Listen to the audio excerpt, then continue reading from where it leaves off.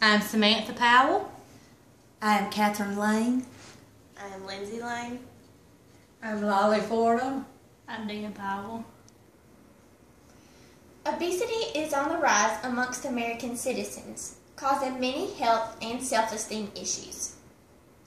Let's take an imaginary trip. Please close your eyes. Now imagine that you are in Walmart. What do you see?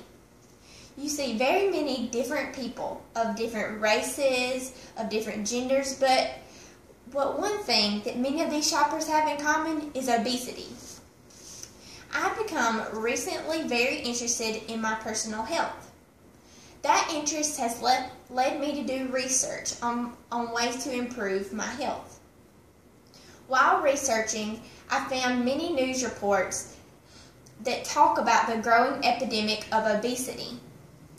Today, I would like to share with you some of the issues of obesity in America, as well as a plan and benefits of getting into shape. Oftentimes, the media throws around the word obesity without really explaining what to you it really means.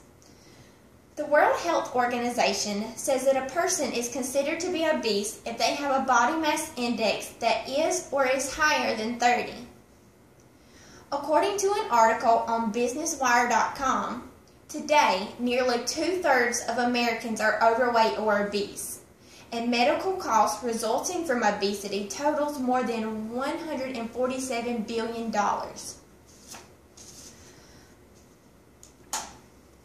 Obesity can cause severe damage to the human body.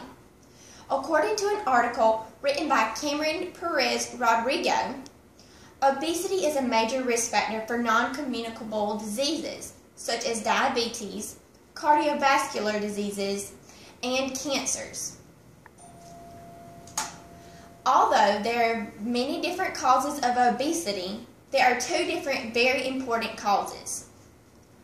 One major cause of obesity is lack of exercise and movement.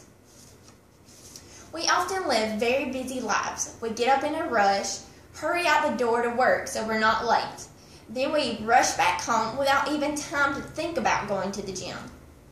The problem is that even when we do have the time to go to the gym or even just walk a little bit, we usually don't.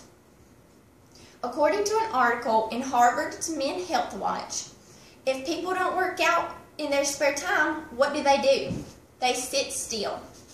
The average American spends 55% of his waking hours sitting down. Now that we have talked about one of the major contributors of obesity, let's talk about the final cause that we'll be discussing today. The final major contributor of obesity is eating habits. America is a very plentiful land. We can eat whenever we feel like it and eat whatever we want. All we have to do is go get it. The thing is, unhealthy food tastes so much better than most of the healthy food. No wonder we want to eat all that junk. Eating healthy is just not as fun. I would much rather be eating a bag of chips than eating a salad. Another problem with eating healthy is the convenience of unhealthy food.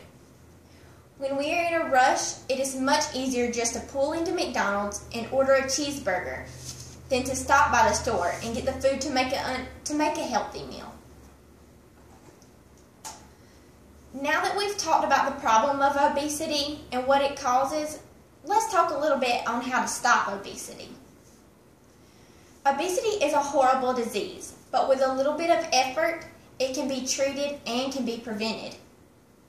One effort you can take to prevent obesity is by making a point to add just 30 minutes a day of walking to your daily routine.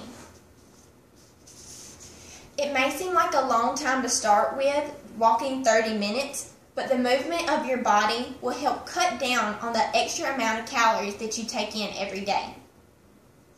Another small thing is taking the stairs instead of the elevator at work.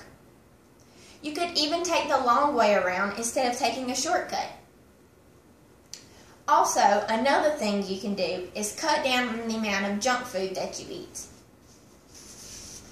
Making a conscious effort to eat healthy will reduce the amount of calories that you take in. We often do not realize how much we actually eat in one day. So for 1 week, I challenge you to write down how much you eat every day. At the end of that week, go back and go over your list. See what you actually ate. See what of it was healthy or unhealthy. See what you could do without. I'm also a very strong believer in going to the gym.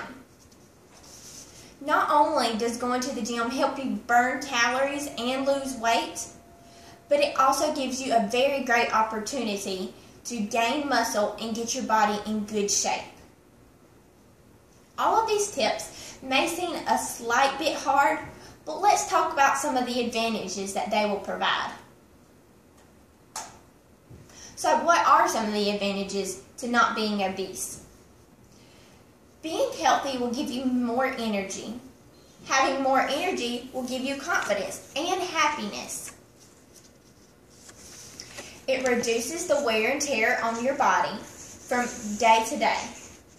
You will also feel more physically and emotionally happy. This greatly reduces the risk of health problems from weight-related injuries.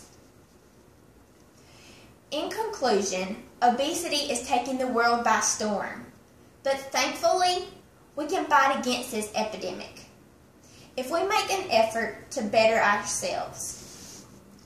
I have tried to persuade you of the risk of obesity and the ways that it can be prevented.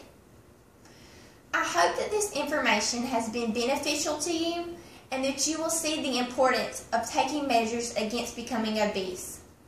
And I promise you that your body will thank you for it.